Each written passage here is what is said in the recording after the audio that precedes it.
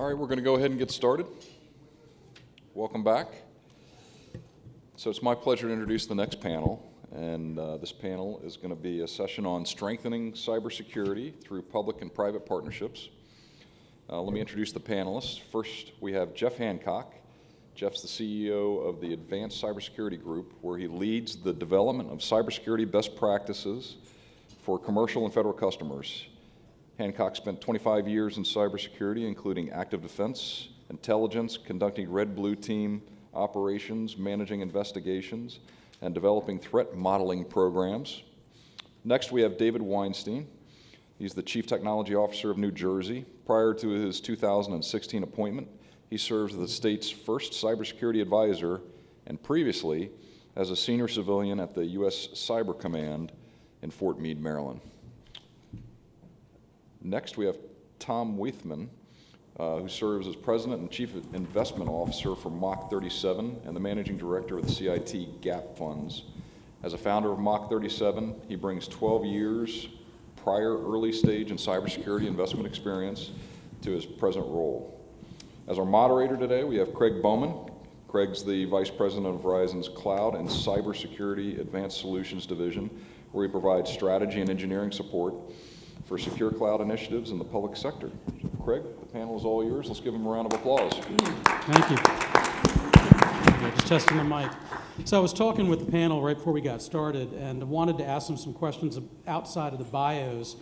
So just something that's interesting. So first of all, Geoff used to work for Verizon just before I came on about 2 years ago, where he managed probably what was one of the most difficult transitions during the company's history, which is the acquisition of Terramark and the integration of Terramark into our portfolio, which was all of the data centers and cloud business that Verizon ran for a long time.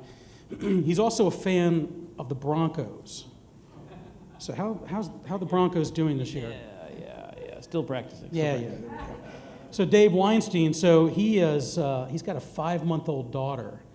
Think about what that's like if you remember, if you all have kids back when you had a 5-month-old, what he's going through right now.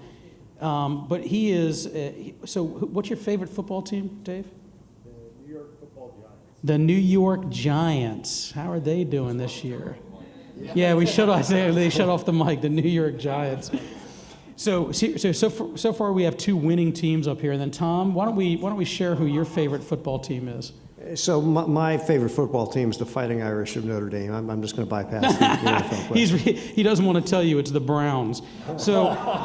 So here's the thing. If you take and I'm the Redskins, by the way, so if you take the 4 of us, you do not want us in your football pool because we are a poor judge of teams, that's for sure. So in general, we'll start by making the statement that, cybersecurity has got to be the United States' most important national security challenge that's facing us. And it was William Lynn, the Deputy Secretary of Defense, that said that cybersecurity is a maneuvering warfare, and that we've got to adapt our tactics, our speed, our maneuvers in order to stay ahead of our adversaries. And in doing that, we've got this ability to merge public and private sector in a way that will allow us to become more agile in that warfare. And I spoke at Cyber Week last week for Cyber Talks, and I equated it to this being a battlefield.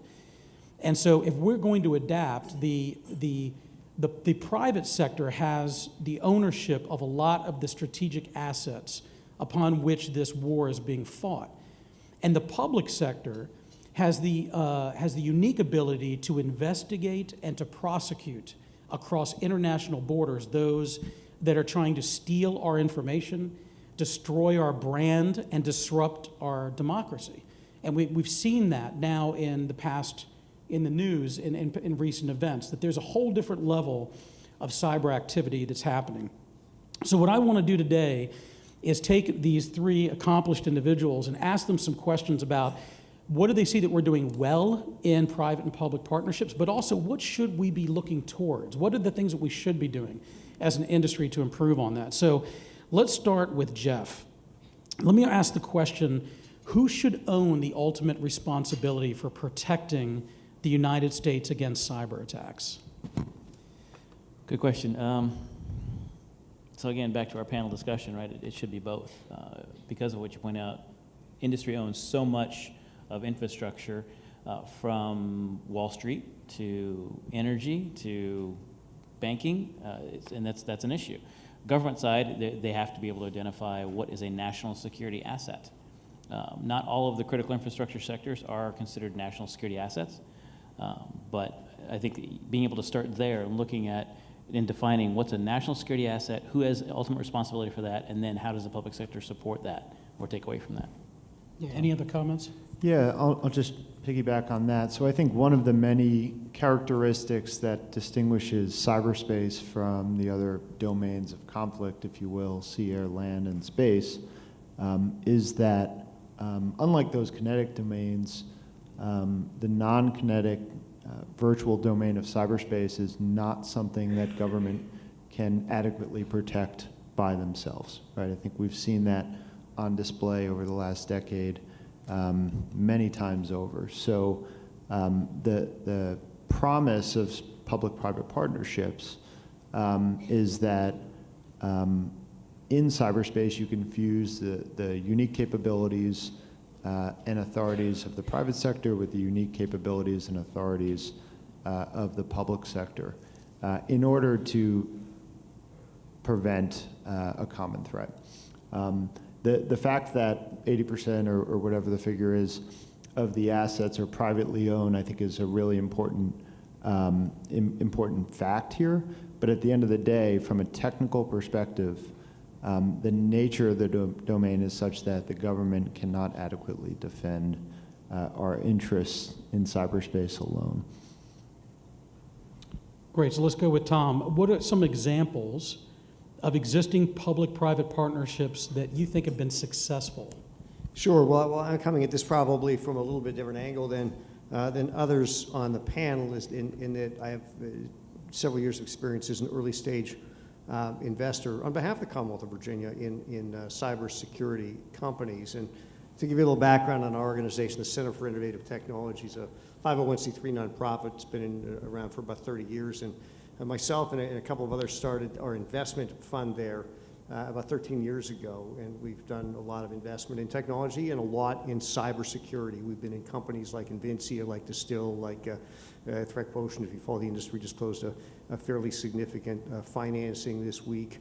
PFP Cybersecurity, and others. Based on kind of that competence, that track record, we launched the Mach 37 Accelerator about 4 years ago, and this fall is the ninth class that we have run. It is a Techstars-like model accelerator that brings 5 to 7 startups twice yearly through a fairly structured curriculum, intensive training on everything from really soup to nuts, business formation through business development, helping companies on their strategic technology roadmap, and then exposing them to mentors, would-be customers, co-founders, and ushering them along to customer installation and downstream investment. So, kind of to go back to the first question, we tend to believe that innovation is best driven by the private sector, and we see a lot of great innovative ideas, not just from within this region, but from around the world. This was catalyzed, Mach 37, by an investment from the Commonwealth of Virginia, but we really look at deal flow. We do not just a nationwide, but a global scrape. I think we've had about 29 different countries represented in the deal flow for the 53 companies in which we have elected to invest. I think we've actually had companies in our cohorts from 10 or 12 different countries, and again from all over the country. So we see a lot of great innovative ideas bubbling up, again largely from the private sector. We think the federal government can be a great catalyst, a great early test bed, a great source of non-dilutive funding, a great source of contract revenue for some of these companies, but again, largely driven by activity in the private sector. So that's one example that we believe has been quite successful by any metric that we use for outcomes in terms of aggregating downstream capital into these companies, employees, new company starts, basic ROR. We've been pretty happy with the results so far. But there are other ways in which the public sector, I think, can also contribute. And I'll hold off on the federal level because I'm sure others have more to say about that. But just what we've seen in Virginia, there's an initiative called the MAC, the Mid-Atlantic Cyber Center, that has aggregated funds from MITRE, from the Commonwealth of Virginia. CIT is a partner in this, and it's just now being stood up as kind of a regional ISAC or threat sharing center, and just building up its membership. A number of things that have been done on the state level through various workforce initiatives. The community college system in the Commonwealth has been very involved in training individuals to that vital cybersecurity jobs gap that I think we've heard about throughout the day on various panels. And in our own small way, Mach 37 has been active in that arena. We don't broker jobs with the large defense contractors, but we do serve as kind of the entrepreneurial off-ramp for people that are either retooling for opportunities in the cybersecurity sector or newly minted graduates. In fact, Ed Albrigo, our CEO, who was around here a little bit earlier today, just got back from a trip down to Wise, Virginia, where he was brokering relationships between some of our startups and the University of Virginia at Wise. So let me ask you a question. Does everybody in the audience know Mach 37? Raise your hand if you've heard of Mach 37, know what they do. Good, it's important. I think it's important that everybody knows what that is. So Tom, let me ask you a question. How did it get started? Like, what was the very first meeting when somebody sits down and says, hey, we need to start something new like Mach 37? Who was it that initiated it? Was it government? Was it commercial? Was it somebody sat down and said, hey, we need to have this conversation? Well, it was myself and a couple other people in the organization, and CIT, to be clear, is a non-governmental organization. We are 501c3 with deep relationships with Virginia's government, and Virginia is our preponderant funding source, and we report dotted line into the Secretary of Technology. But it was myself and two other individuals on our team who've been involved in early stage investment, just taking stock of the skill set that we had around the table, the experience base we had in early stage investment, our suppositions about the resources within this region, not just Northern Virginia, but really throughout the Mid-Atlantic, in terms of assets required for new company formation, technologists, intellectual property, the presence of the federal government, large corporations that had this as a key interest in innovative thrust. We thought that this was an achievable thing. We'd seen different accelerators tried in the region. We believed that one that was vertically focused on a specific industry would be the most successful, and that's how it launched. Do you guys work, how many people here know ACT-IAC or ACTIAC? Okay, so if you're looking for public-private partnerships, that's another one that you should look up. A phenomenal organization. So the ACT portion is the government portion, and the IAC is the Industry Advisory Council, which was brought in, and it goes all the way back to, I think, the Brooks Act or something like that, where they originally established OPM and GSA to be the procurement and manager of the first computer systems back when the government owned 5,000 computers, and that was 5% of all computers sold in the United States. So just think about how far back this thing goes. So let me pivot a little bit. So this question's for Dave. So what are some ways in which, or what are some of the current hesitations for us establishing public-private partnerships? Why don't we see more of them? Yeah, it's a great question, and you know, this is, I think, well documented and particularly relevant to a lot of the information sharing and analysis centers that each of the industries have. And at the end of the day, we don't have a technical problem on our hands, right? Especially as it relates to public-private partnerships focused on information sharing cyber threat indicators among peer industries. We have mechanisms for collecting information, excuse me, for enriching it, for anonymize it, and for disseminating it in a fairly tailored manner. We have a non-technical barrier, though, that has to do with trust, right? Trust between and among the parties that are sharing the information, in large part because oftentimes many of these public-private partnerships are organized along industry lines where you're dealing with your competitors on a day-to-day basis.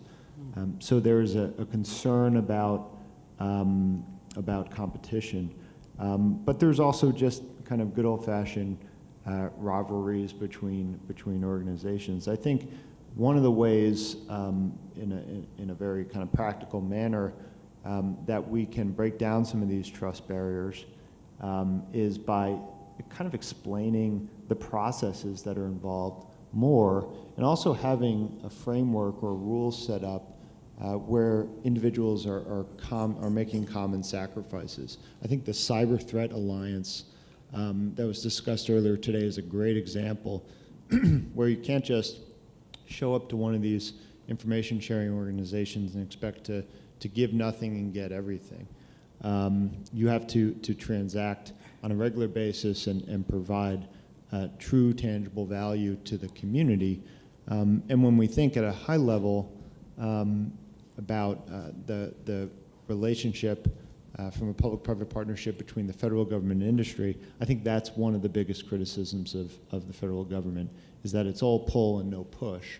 And when the push is there, it typically lacks contextual details that operators on the other end are ultimately looking for. So I think we need to think less about the technical side, because largely that's been addressed, and more about how we overcome these deficits of trust between public entities and private entities. So Geoff, let's ask you, how does the private sector balance the need to share with the need for privacy? Coming from Verizon originally, you have the telecom experience, and then I don't have to comment since it's on video. He'll be to blame. Yeah, so a couple things, back up real quick. So a couple of really good examples of information sharing as it is today, public-private, is MS-ISAC, multi-state ISAC, right? They're in every one of the 50 fusion centers around the country. They're integrated with law enforcement. They're sharing data. But it's a unique model. It's very successful, a very unique model. NERC, North American Electronic Cooperative, is another model where you've got all these electric companies, power companies, and they're working through a funnel, an organization, to be able to communicate back to the government and back to their members what's going on, what they should be concerned with, not only the cyber aspect, but other elements as well. And actually, there's one more, and it's actually what's been going on at the NCIC down at DHS for the last year and a half, right? They've actually eliminated some barriers to sharing information and that structure and strategy. And actually, in that particular situation, down at the NCIC, the privacy issues come up on a regular basis. So they've actually put things in place, parameters and a process in place to actually make sure the data that's shared is anonymized, make sure the data that's shared falls within legal guidelines and processing. Because again, they have to, right? All the information that's flowing around. One of the challenges, I think, overall is just the amount of data, right? The private organizations, companies are faced with trying to manage a lot of information. The government gets that information. In most cases, they have a way to disseminate, manage, organize, and spit that information out. Companies today don't, right? They're busy making money. They're busy doing their primary business, and they have a few cyber folks on the side and IT folks on the here, and they've got to digest all this information. So outside of the privacy issue, which is a big challenge, just being able to understand all this information that's coming, Dave said it, right? Having a common framework, conversation of where the threats are, who the threats are, what I should be concerned with, how that affects privacy, and what do companies do with that information? What does the government do with that information? It's a bit of a challenge, but there are a few examples that have worked well in the last 10 years alone. So. Yeah, and you brought up the fusion centers, and that was one of the questions I had is, the need for involving the fusion centers within each one of the states. What is their role in a public-private partnership? Because they're in a kind of a unique position there in what they do. Does anybody have any comments about the fusion centers? Go ahead. Especially in New Jersey, you have a fusion center. Sure. So I'll just provide a kind of a New Jersey-centric example.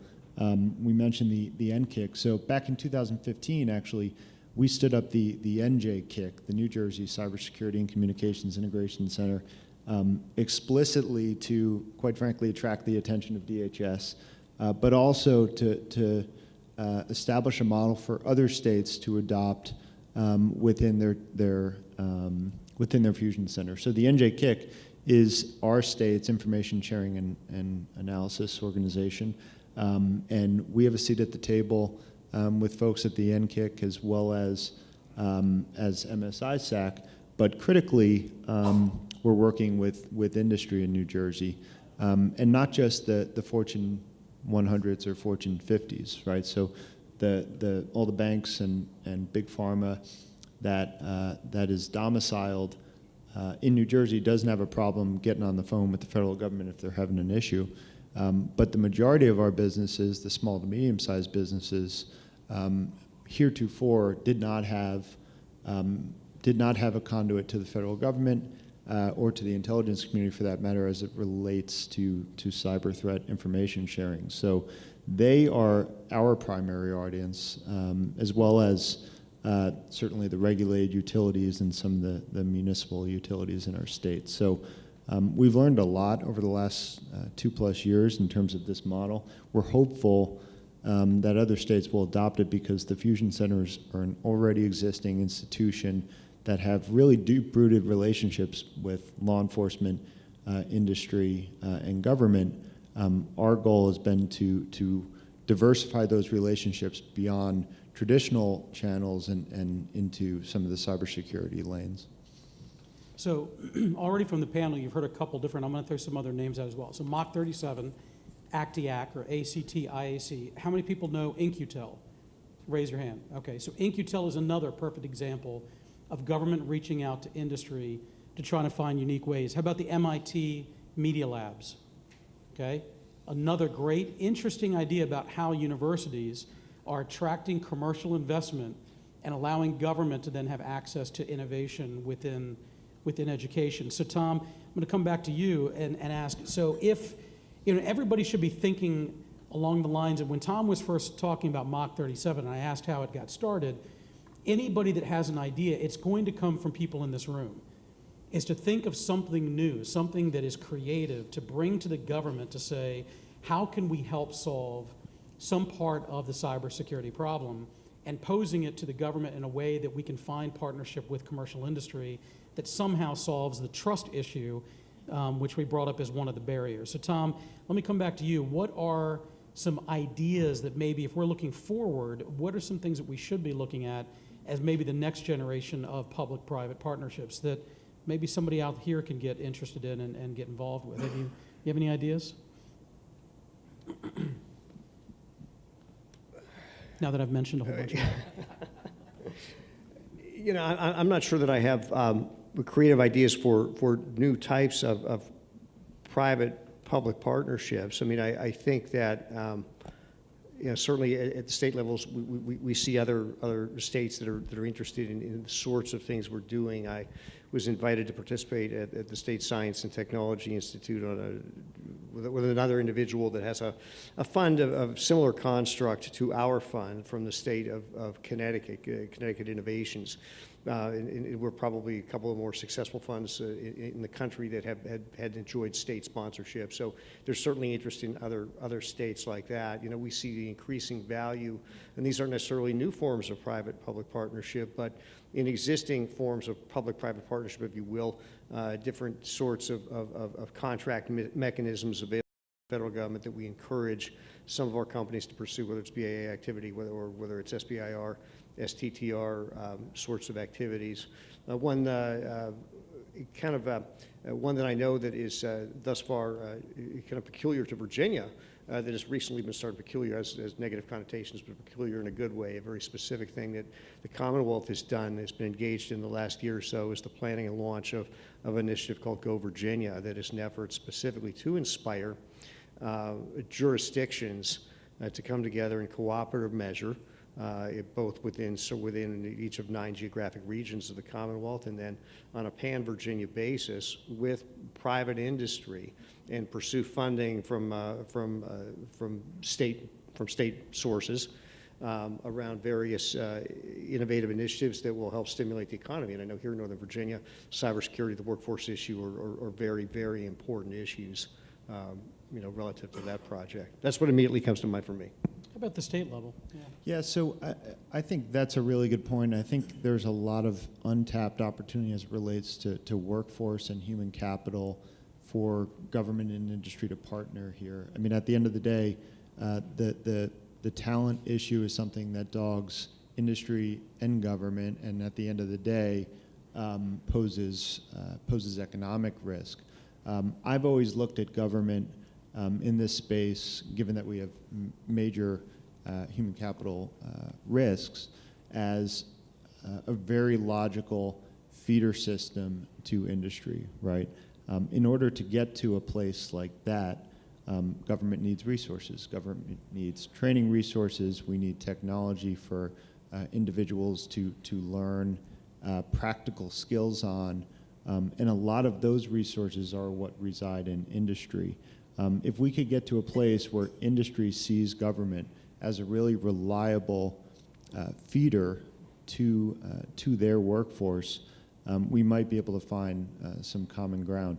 Another really interesting model, I think, has to do, and Virginia as well as some other states are forward-leaning in this respect, has to do with working with the National Guard at the state level and figuring out how those individuals can perform part-time duties as a member of the National Guard in a reserve status, as well as working in industry in their respective communities and jurisdiction. To me, that's a really logical synergy that states and localities should explore more. Yeah, real quick. So I think, I definitely agree. Right? In Colorado, they're doing some of that now, using the National Guard as a backfill, and that as an experiment started a year ago, and it's all told, it's going pretty well. I understand certainly and feel the pain from the not having a strong workforce perspective. I think that's definitely a challenge. Will be for a little while, a few years, to say the least. But when you're talking about the real public-private partnership and protecting, right, your original question, how do we protect national security assets? Whose responsibility is it? I think on one side of the table, you've got 1,000 ideas from industry. On the other side of the table, you've got a bunch of ideas from government. At some point, they got to start talking the same language, whether this is stepping a little forward thinking maybe, but mandating a certain way to communicate cybersecurity issues, alleviating some legal ramifications around reporting breaches, threats, attacks, creating a process, a communications flow that is actually, I think, represented already at some of the ISACs and fusion centers, at least as a basis. I think those things kind of become the tunnel, the train ride of solving these other problems. And being able to line up the right resources on both sides of that equation, being able to understand where the threats are and how to prioritize, again, national security issues and economic threats to companies, right? When you look at the businesses in the U.S., most are small businesses. So they are not really interested in cyber unless they get hit, right? They're busy making money. Totally get it. But at some point, they have to have a seat at the table. Somebody's got to be able to sit down with this group of business folks and say, here's the common framework. Somebody has to sit down with government and say, here's your responsibility. Here's where it stops. Here's where you have to engage commercial entities and move forward. I think there's parts and pieces that exist in some policy today. And there's parts and pieces that exist operationally that are actually happening in states today, but there's a lack of a coordination effort to say, all right, here's what you're doing, here's what we're doing, let's figure out this puzzle piece and start booking. There's other countries in the world who are actually streamlining this process, and they're working really well, both from a very positive side and then from for the U.S. perspective, and then from a very negative side from the U.S. perspective. China has been doing some amazing things when it comes to public-private partnerships, but it's a communist country. They have certain things they can do that we can't do, we won't do. But again, that represents a huge threat. And you have Estonia on the other side, who's much like us, but they live in a very tough neighborhood. So they actually work together with with corporations and the country agencies to be able to streamline that. So, and taking care of the privacy issue and the communications flow and how to manage all the data. They've actually done it for a few years now. They're doing pretty well. So I think there's examples out there that address certainly the human resource issue, absolutely. But then there's got to be some sort of cohesion of roles and responsibilities, and who gets to do what, why, and how, and when, and how do we pick up the phone and talk to each other. Some of the things that the NCIC has struggled with, and now is actually solved and is operating now. So, it's interesting because motivation of why people enter into a public-private partnership drives a lot of how successful a public-private partnership would be. How many people have kids here? Raise your hand. Okay, so of the kids, how many people are kids that have smartphones? So almost everybody raised their hand. So, I'm going to take just a very simple example. So I'm motivated to try to figure out the problem of protecting kids online. I'm motivated because I've got a young son and daughter Everybody on the panel has kids. You have a 5-month-old. So as an doesn't have a industry, smartphone we're yet. motivated. Yeah. So she'll have a smartphone next year. So as an industry, we should be motivated not by money, not by business, but rather how do we come together as a government and a public sector to educate parents on how to keep their kids safe? Because nobody knows how. Parents don't know. Parents stick this device in their kids' hands and suddenly they're opened up to the world. Bless you, by the way. And parents are not equipped on how to protect their kids. So the benefit to Verizon or to any of us or state is the benefit of knowing that's the right thing to do. And there is no real, if we even tried to monetize that, it would be an awful thing if we tried to somehow make money from protecting our kids in that way. Well, many people do, but I think that, from a, what's that? But for me as a person, right, I reach out to try to educate parents to help them learn how to protect their kids. And then we have cyber protection and net nanny and all these things that you can buy and that we monetize. So how do we get public-private partnership? Because that's one where I'm reaching out, for instance, to the state level and saying, this should be something we work at the state level to educate parents how to do. And then the moment you go above kids is where suddenly we have this motivation problem. Suddenly it's trust, it's competition, it's money, it's industry, it's bookings, it's all of those things. So somehow we've got to figure out a better way of engaging when the benefit is really for all citizens of the U.S. and find that balance. You brought up information sharing, and it's funny because it seems as if information sharing may be the low-hanging fruit on this public-private partnership. It's quickly becoming more of a commodity, signature-based detection and incidents of compromise. What's the panel's thought about how we should handle information sharing about threat intelligence? Because you brought it up. All right, so I'll kick it off. Yeah, so information sharing, you've got to have a threat model. I'll get in the weeds for a minute. You got to have a threat model. You have to know who the bad actors are. You have to classify them. You have to understand what their tools are. There's a variety of things that when I go in and talk to or work with executives in large companies or small, after they've been breached, unfortunately, that's one of the questions. How do we figure this out? How do we go get them? Right? How do we get our stuff back? Right? Get all that. But from that level, right, you've got that tactical, oh my gosh, how do we know what we don't know? How do we figure this stuff out? And from the government side is we've got all this data and all this information. We can find out. We know already. How do we translate that information back and forth? Right? There's, cyber intelligence is the umbrella, and cyber threat intelligence is a stream out of that umbrella from an operational perspective. And being able to help organizations and governments understand what that means and what do you mean by I'm looking at these types of threats and the high probability is X, Y, and Z and a low probability is A, B, C, right? That process exists today. It's just not communicated well. And what I mentioned earlier is you have so many corporations and companies who have so much data and they're facing so much more data and they're trying to run their business. It becomes a challenge. How do you manage that issue? How do you manage getting all this data and making it actionable, turning it actually into real intelligence?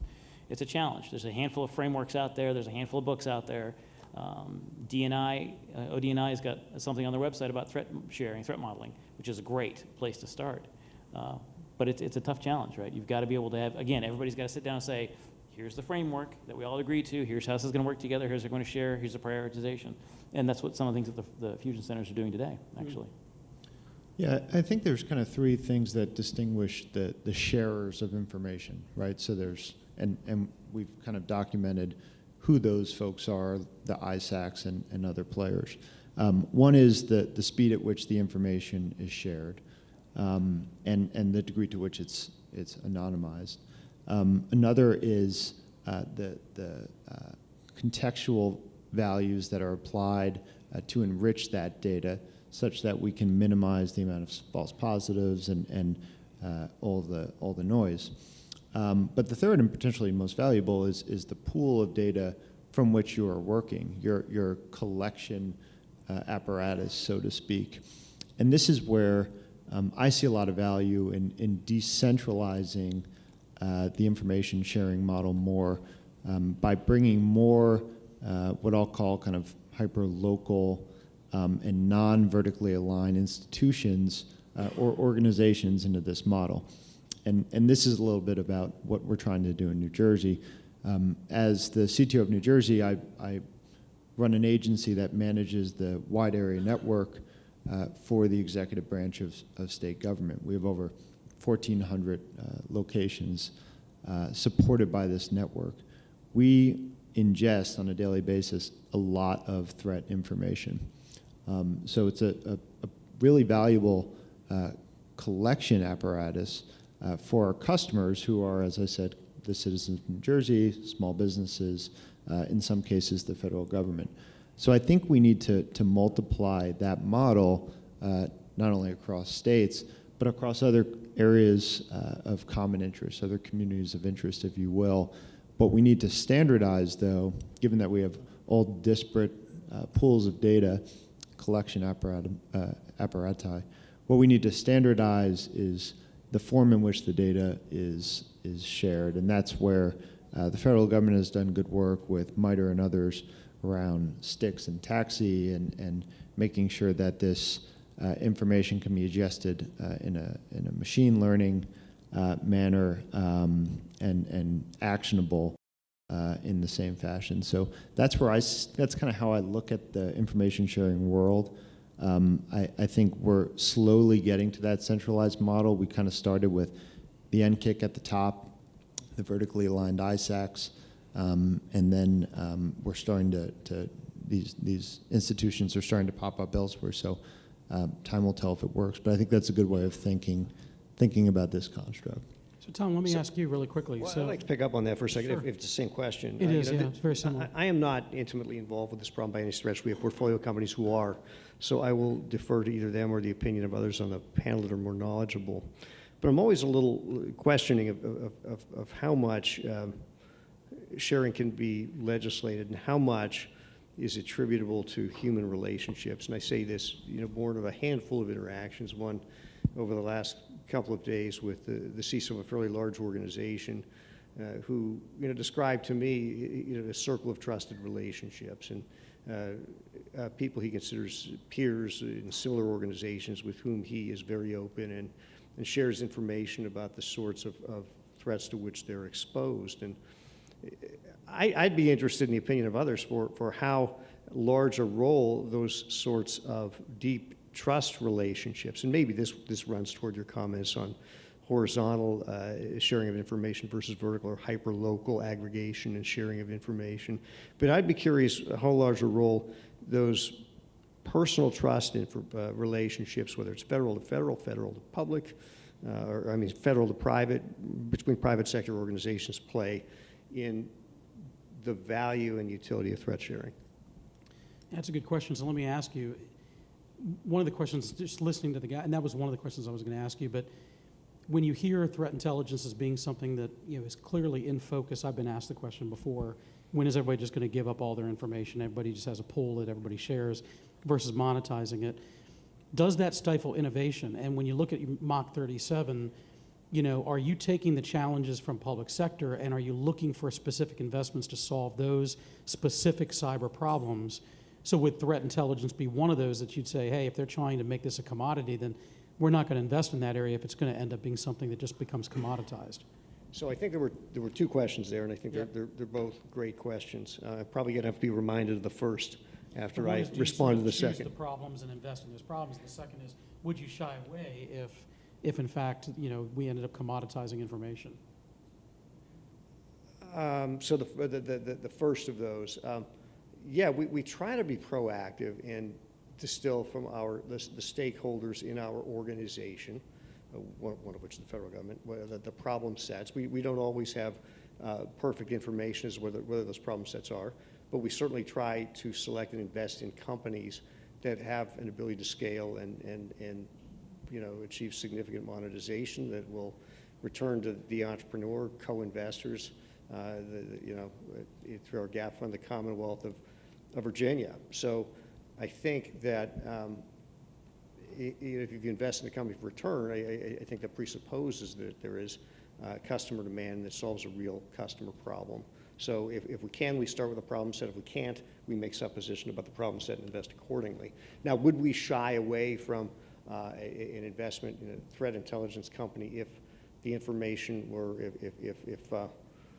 information were perfectly commoditized, well, sure, likely there would be, no margin in that business, but there are differentiated solutions out there. We've invested in some. There, to the degree there's attribution, contextualization, that's an important differentiator in the eyes of the customer. And as long as this problem exists and there is imperfect information available in the market, we'll continue to evaluate opportunities. And so we've got to find a way to balance it, because then it stifles innovation. And then you don't get the pioneering of information if it's all free. Or do you? Well, I would argue, and I'll take a little different angle at it. I would argue that there's not a whole lot of innovation associated with just throwing a sensor out there and vacuuming in data, right? The differentiation, and maybe this was to your point, is around contextualization and having a mechanism for sharing that in a bi-directional capacity, frankly, and in one that is automatically actionable. I think the raw data itself, there isn't a whole lot of innovation surrounding the collection of that raw data. To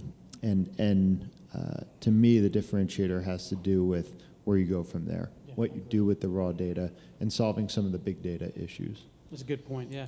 We only have a few minutes left, so I do want to ask the audience if any questions, so I'm an open source fan. So Roy Fielding, when he established the Apache Foundation, he actually is a friend. And when he established it actually as a legal construct.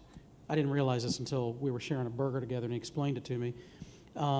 Is that open source developers were putting their code out and they were being sued because it didn't work. So he established the Apache Foundation to be a legal construct to protect the terms and conditions of using free software. And as a result, now we have an open source community that has people innovating many times and then giving that innovation away so that people can then build more value on top of it. So I am a firm believer, exactly what you just said. It's what you do with it after you get it that really is where the value is built.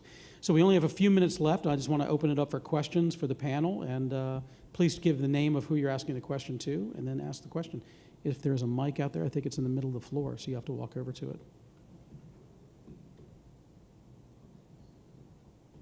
So one thing to add to the comments here earlier, fully agree, right? The raw data, there's no real innovation there, but I think we're seeing out of a different Silicon Valley type startup communities around the world is taking that data and automating it using machine learning and AI.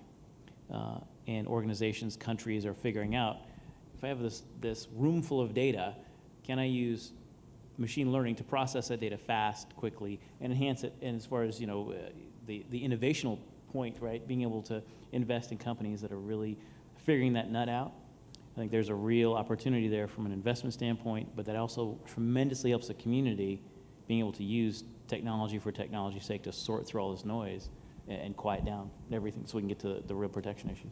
Yeah, and I do want to say there is an awful lot of partnership going on behind the scenes. So a lot of the security companies are openly sharing information today behind the scenes. So over 50 companies share, at least with Verizon, share threat intelligence, share things that are happening in the network. Every single week we get an intelligence summary. I get intelligence summary, and in it is the intelligence from competitors as well as partners. So the industry in general realizes that by sharing information, it makes the industry safer. And we do, in fact, then build products where what we do with that information is where we build value. So with that, thank you guys very much for the time. I'd like to thank the panel for their time. So all three of you, Geoff, Dave, and Tom, thank you for being up here and sharing your thoughts on public-private partnership. Thank you. Thank you.